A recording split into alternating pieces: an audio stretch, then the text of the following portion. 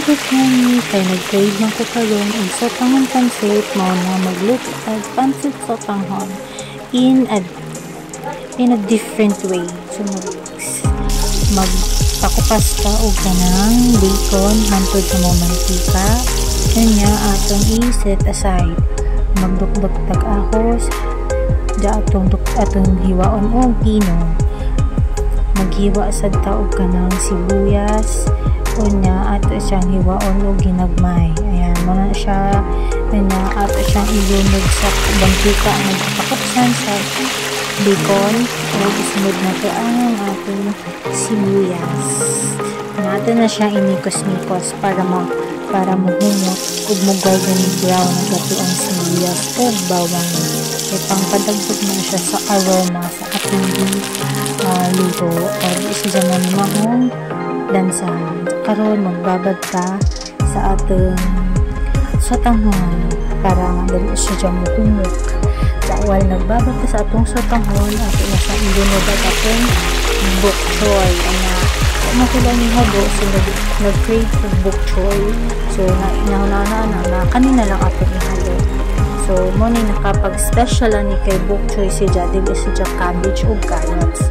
So ato na siya imikos-mikos hantod ma-absorb ang aroma o kanang natukan ko rin dapita ba mantika tsaka na itong tag-asin michin dati imikos-mikos tangtag toyo na tas mikos-mikos jawal gamikos-mikos at tanawan na itong sotanghon kung okay na ba na. So upon checking okay na siya. So karon natin na siya tanggalan po sabaw atang hiwaon pagmahuman pag-check sa atong kawali okay na ready to mix ana ato na siya lunod na to tanan na sotanghon di pagkalunod sa tanang sotanghon ato na po siya imikos-mikos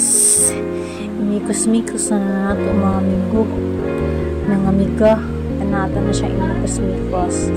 Pero ako na siya gibutangan og pork stock ha para mula sa siya aside from the toyo na pork stock at na siya butangan pork stock para mula sa siya kaayo panagato natin imikos-mikos hantod siya na colorful na ito ang pansit so tanghon ito na hantod maluto at na imikos-mikos hantod mahubot juice at sabaw na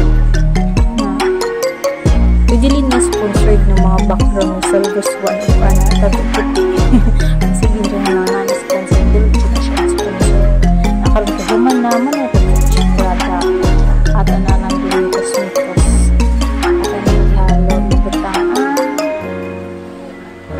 bacon on top so ayan finished product.